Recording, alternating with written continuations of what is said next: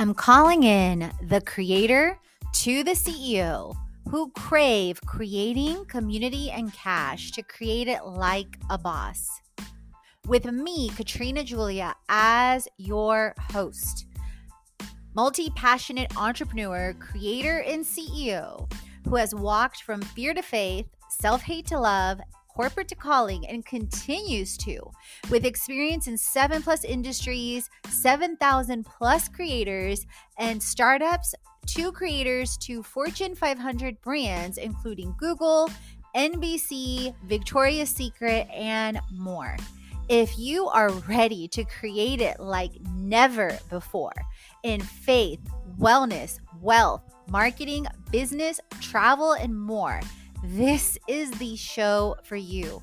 If this is your time to have freedom in all forms as you create it like a boss, let's create it.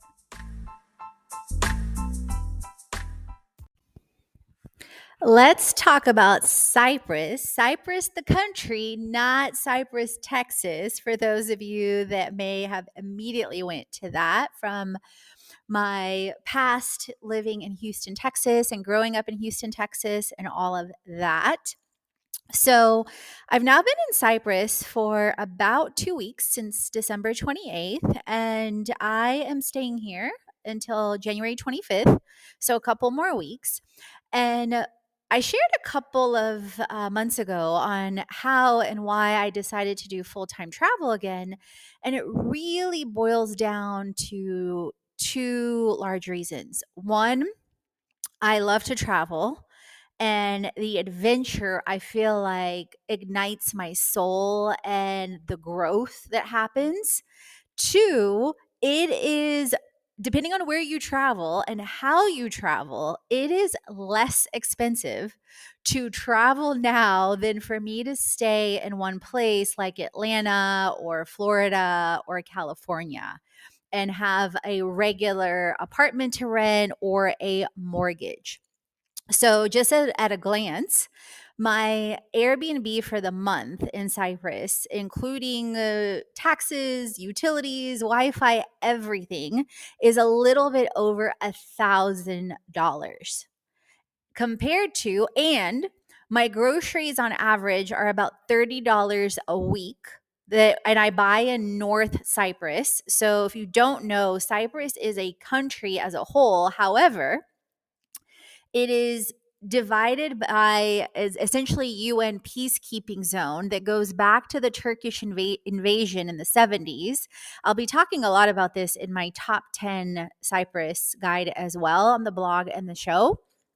And meaning, and the reason why I bring that up is when you cross from South Cyprus to North Cyprus, you actually pass through border control where you show your passport. And when you're renting a car, like I chose to rent a car for the entire month here because from a transportation standpoint, it is not like Mexico or Guatemala or Costa Rica or other countries in Europe like Paris or Italy, where there's a Eurail and lots of buses, or, et cetera, and transportation is easy, or like in Central America, colectivos.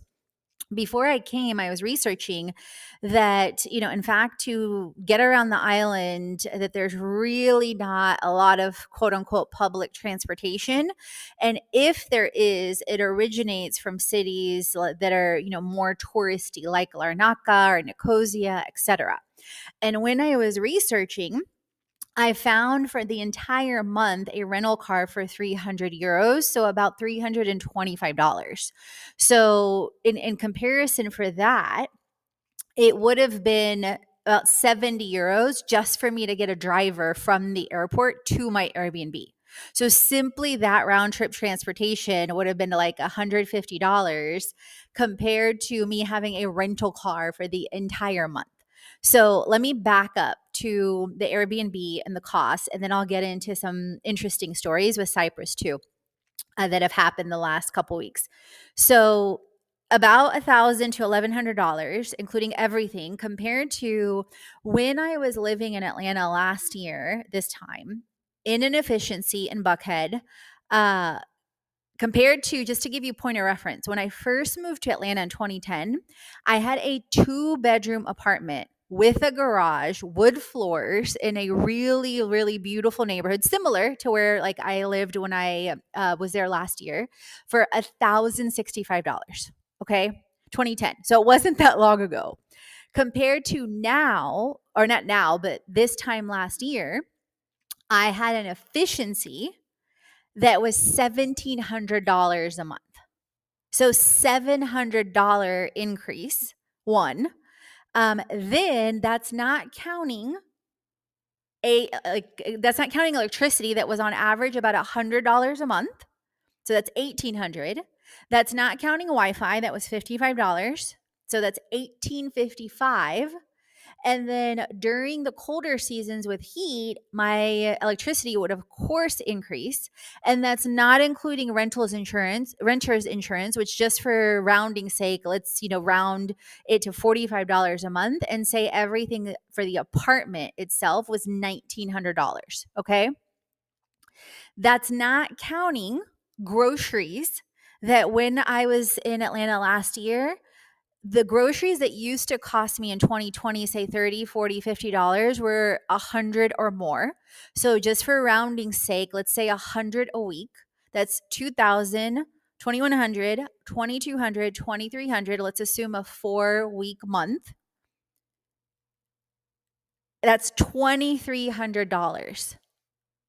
Okay, compared to in Cyprus, which isn't the cheapest country in the world by any stretch of the imagination, including groceries, it's about $1,200 a month. And I am staying, you guys, in a beautiful Airbnb that is 2-story in a beautiful neighborhood that is super quiet. I have access to 2 pools, 2 gyms. The beach and the coast is immediately to my left, like 10 minutes walking, if that. So that gives you a comparison on how the world is drastically changing. Not to mention, if I was in Atlanta right now, I would be freezing around gray weather. So, which, I don't know about you, dramatically impacts mental health. Because it definitely impacted me last year this time, even though I consciously made steps to join Soul Cycle at their, January special and go several times a week for unlimited. Go to the Home Depot backyard athletic events, be around friends and community and so on and so forth, and focus on my purpose and passion. At the same time, all of that weather and cold and financial pressure definitely impacted. So that alone is an $1,800 difference, you guys. Did I just count that right? 23, I think I was at 2,300 versus 1,200. I don't know where I got 1,800. Did that count groceries? Anyway, 1,200. Still $1,200 difference, not to mention the decrease in financial pressure, the much better weather, priceless. The adventure, which I'm going to talk about in a bit. So the adventure starts with, so even before coming to Cyprus, I had research that the UK previously had, before the Turkish invasion, etc. And just so you know, North Cyprus is predominantly influenced by Turkish cultures and influences. The South is predominantly influenced by Greek. The South, the currency is the euro. The North, the currency is the Turkish lira. They do pretty much accept card everywhere, so no issues there. And then before that, I think it was around the 60s. I went to a museum yesterday at the top of Nicosia. Let me make sure what year it has. The UK was basically, so in essence, the UK retains a military presence on the island in Cyprus to keep a strategic location at the eastern edge of the Mediterranean. And also, Cyprus, as a historical point of reference, it was 1960. They gained its independence from the UK in 1960 after 82 years of British control. And then, of course, the history goes back even to biblical times, which I'm going to talk about in a bit, as well as one of the sites I visited. So between the alignment between the weather, between, the gyms, and both of the gyms have saunas, I've definitely felt completely elevated compared to this time last year. I have been immersing myself in different things with the new year, as you've heard about on the show. I've recently been diving into the Damage Not Destroyed Transformation Church series. I just finished Clearing Up Your Mental Mess book. I'm reading now Complex PTSD by Pete Walker. I also finished about 2 weeks ago the Inner Child Workbook. And in the midst of my vision activities, like I talked about in recent shows, my top 3, I've also been making time, of course, for workouts, for adventure, for connecting with friends and family. And speaking of adventure, back to the car, before coming, and this ties to the UK history, I had researched and found that the driving in Cyprus is very much still like the UK, meaning the steering wheel is on the right side. If you're facing the back of the car, it's on the right side. If you're facing the car, it's on the left side. In essence, the opposite of the United States and the opposite of most of Europe. You drive on opposite sides. So, like typically in the US, if you would drive going, one direction on the freeway, then that's going to be the opposite direction here, as well as in the UK and other countries that follow that as well. So, and roundabouts, you go the opposite direction. And I was definitely grateful that I arrived late in the evening in Larnaca so that I could take extra time. And most cities I found, because I've been driving on average at least 3 to 4 times a week, really don't have traffic unless you're in the middle of like a city like Kyrenia or Nicosia and during certain times, right? Um, so when I arrived, for the most part, I was really good, except for the next morning. It was two or three times I turned in the opposite direction of traffic. Thankfully, nobody was coming. And thankfully, I was able to realize it and turn around really, really quickly. Right. And then one of the other places I had flagged that I wanted to visit, besides like the island is beautiful, you see the coast, from so many different places.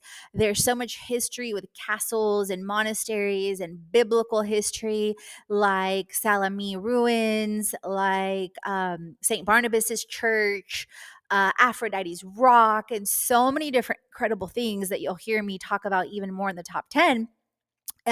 Within the last week to 2 weeks, I visited the Bella Pai or Bella Peas monastery. I may be pronouncing that incorrectly. I learned yesterday, but now I'm like defaulting between the two. So it's in North Cyprus. It's up in like on the mountains. It's once you start going up like closer, the streets get smaller and smaller and smaller. And some of them are quote unquote two-way, and you would swear that they're one-way. And the monastery is absolutely worth visiting. It's beautiful, goes back to like the Venetian timing. It's up high above the island, so you get beautiful views of the North Cyprus coast. And I visited on a weekday. I want to say it was 2 or 3 euros that I paid. And that's another thing I'm finding with the attractions here are very, very reasonable as far as cost wise and budget friendly. And the weather, just as a side note, it's been about 70-ish degrees. So some days in the sun, like I definitely go in just a long sleeve shirt or a short sleeve shirt. But then sometimes in the shade in the evenings, I definitely need a coat. And I've touched some of the water like with my feet along the coast, but between like some of the days that I've gone down to the coast, it hasn't been or felt warm enough to swim. However, this weekend I am planning on going to Ayia Napa, and one of the beaches, Konos Beach, is really, really shallow. So I am speaking and hoping that it's going to be warm enough and that I will be able to get some sun and fun along the coast there and check out Cavo Greco, the Lover's Bridge, and some other beautiful nature sites as well. Beyond the monastery this past week, I also went to Kyrenia Castle, which is beautiful. I posted a Instagram reel on my Instagram at Katrina Julia Fit this week. It's a 2-story beautiful castle that focus like historically the focus it's right on the coast of Kyrenia, and it's along the harbor. And so it's a beautiful walk on a sunny day, which I went, and it's a 16th century castle that was built by the Venetians over a previous Crusader fortification. There's also a 12th century castle, and it's amazing because when you walk on the second floor, you can see the capula or capitula or however you say, and they reused late Roman capitals. And there's a shipwreck museum where they had discovered a scuba diver discovered the hull of the shipwreck, and it's there in the museum. I think it was in 67, if I remember correctly.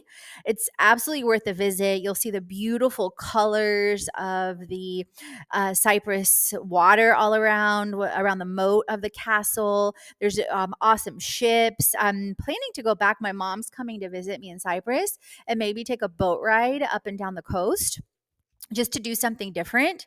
It was €3 to enter. And I brought my tripod, was able to take lots of videos, Instagram shots. There's so many beautiful shots all around that you can capture. And then the other place that I went to go visit this past week that I would definitely recommend is the Salami ruins. And as I was researching different things biblically to visit in the world, whether it's Cyprus, whether it's Egypt, whether it is Israel, and so many other places, the Salami ruins came up as being tied to when Barnabas and Paul first came to start the Acts church.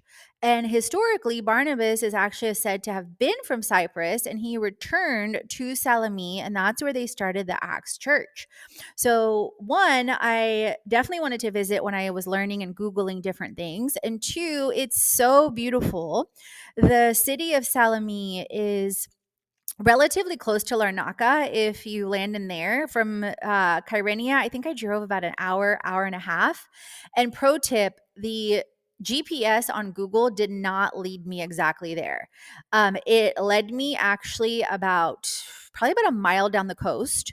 And then what I ended up doing is I looked for someone to ask and, get help. And I found this Russian guy walking because he was like, "Are you Russian?" I was like, "No." And he told me to go back to the other roundabout, and I couldn't find it from there because the signs for the ruins were in the opposite side. If you're coming from the opposite side of the roundabout, I later found out. So I made the executive decision, and this is what I recommend, is first go to the Barnabas Monastery that's really close to the ruins, that's close to Farmagusta, and which is absolutely worth seeing too. I think it was €2 or €3 as well. And then from there, when you leave to the left, you take the first roundabout to the left, then the second roundabout to the right, and you'll see the signs that clearly direct you to Salami ruins, which was also about €3. Like you can see there's a trend of attractions here, right? And it's at the base of the Karpaz Peninsula.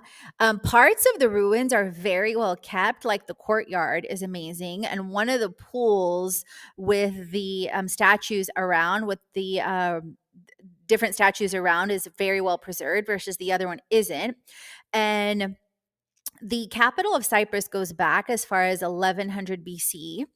And Salami survived the occupations of the Assyrians, the Egyptians, the Persians, and the Romans. And the ruins themselves are about a 1 square mile extending along the North Cyprus coast. And I'm getting a lot of this information also from CyprusParadise.com. So shout out to them as well, as they have definitely helped me with insights and North Cyprus.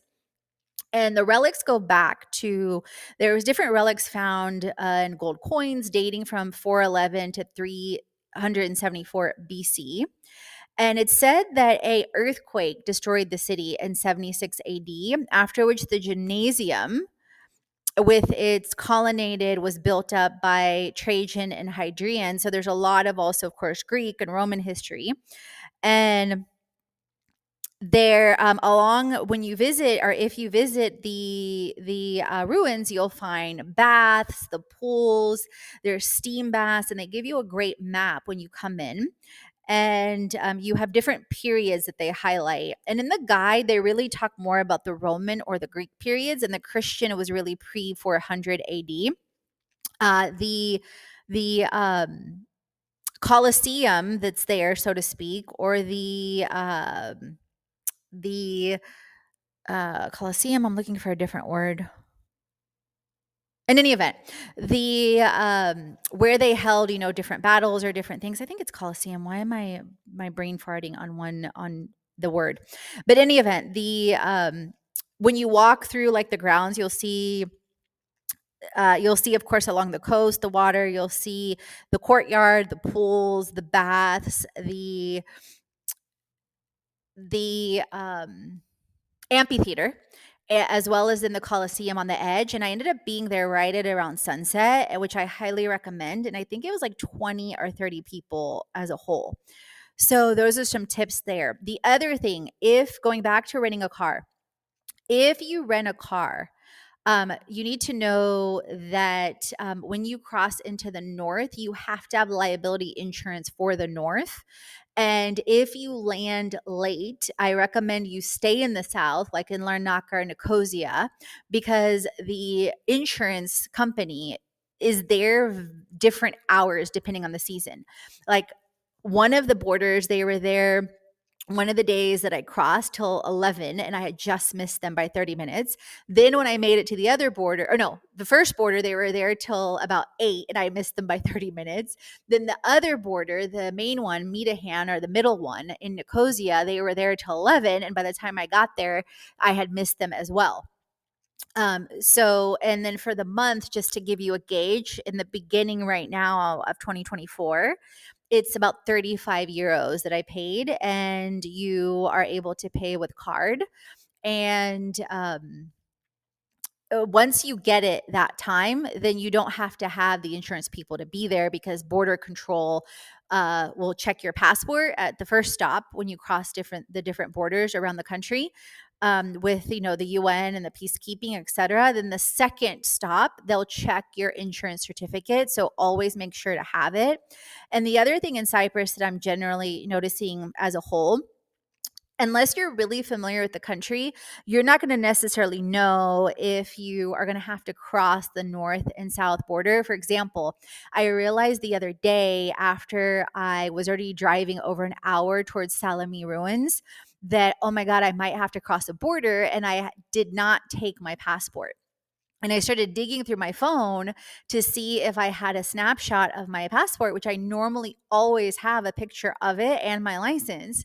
And I didn't. So I probably, or obviously had, deleted it by mistake. So, but thankfully, I was like, please God, don't let this drive like be for nothing. And thankfully, it was actually still on the north side before the border. So it ended up being a non-issue. But then yesterday, when I went to Nicosia, I knew, because that was where I got stopped before. I knew that before I got to the old city, I would absolutely have to cross the border. So I made it, an extra point. Okay, Katrina, don't forget your passport.